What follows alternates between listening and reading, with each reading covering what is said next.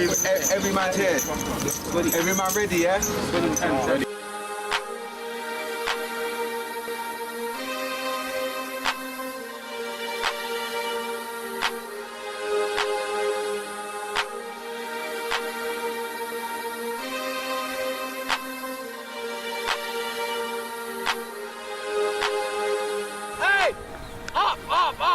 Stand up, none of that sitting down, this ain't the gym. This is not the gym, get up. I think young people get involved in gangs because often it's self-defence, so it's a better alternative to keeping safe where they live than to not be in a gang. It's protection. How I got involved in gangs, obviously, you know, it's more of a thing where I never had a father figure around me to look up to. Like, my dad left like my mum and dad when I was younger, so the only people I looked up to was the people older than me. And the people older than me, they were doing negative. They weren't doing nothing positive, you know what I mean? So that's the only father figures I looked up to, the older guys. And they had the money, they had the drugs, they had the money, the girls, they had everything. They had the cars. And I thought, Rod, you know what? I think that's the life to follow, so I'm going to go down that path. A lot of the people I work with have come from broken homes or families where there's not the support networks that there are perhaps elsewhere. I think for many people, gangs can represent a family. More than anything, it's something to belong to that sometimes people are lacking from their family. We're here together. You look after me, I look after you. Watch my back, I watch your back, you know what I mean? I think young people, particularly when they're going through the developmental stages, 13 through to 16, they're looking for an identity.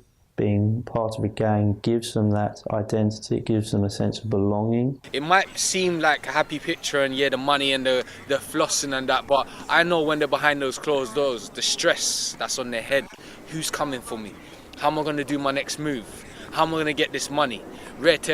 Is that girl going to set me up? You know what I mean? So I know it comes with a lot of stress, as it looks glamorous, but it comes with a lot of stress with it.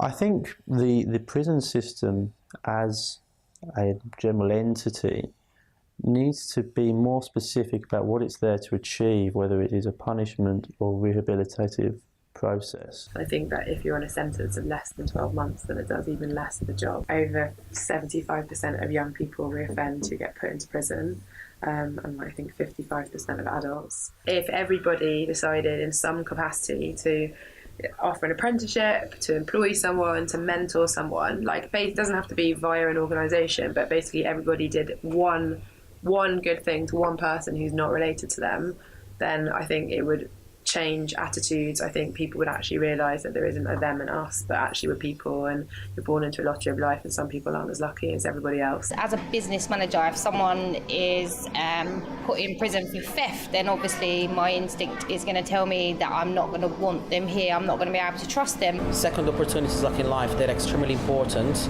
and then everyone deserves a second opportunity, like regarding whatever they did. People, they should have like the opportunity of going back to work. Lot workout, starting a very bad area in Brixton, as everyone knows, Might Shoulder State. Obviously, that's where I grew up. I never had a bank card. I never had Santander and Barclays, you know what I mean? I never had a card. And I'm going to the gym, skipping down to the gym, saying, yeah, how much is it today in the gym? They're like, raw, you have to do direct debit, membership. I'm thinking, membership? But like, I'm just taking out my cash and I'm like, yeah, membership, how much is that? They're like, no, direct debit. I said, what's direct debit? I don't know what direct debit is. My money was under my bed. I just went to the park, started doing pull-ups. It's burning out, muscles getting a bit big in that. And I'm thinking, right, this stuff is working. People around their state, they took interest in it. I was like, yeah, teach me.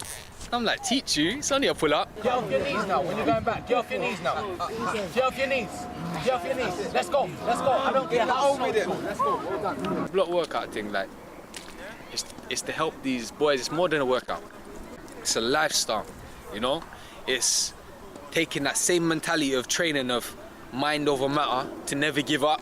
One more time, if I can't do it, I'm gonna learn to do it. You know what I mean? You take that same mentality, you apply that to your uni studies, you apply that to your college studies, you apply that to your retail workplace, you apply that to your office job, you know what I mean? And then you get things done. You prosper in any area you put into practice, because that is a mindset of a billionaire. I think it's also important just for the young person to sort of recognise that they need to feel a sense of fulfilment and achievement, and ultimately, with all the networks and support systems in place, it's their responsibility to do that. And there's great examples of young people who have done that.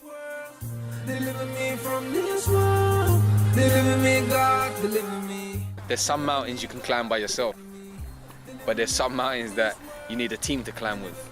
And I'm with that team right now and we're climbing. Deliver me, God, deliver me. I'm trying to push through, but they're blocking me. I'm trying to get heard, but they're mocking me.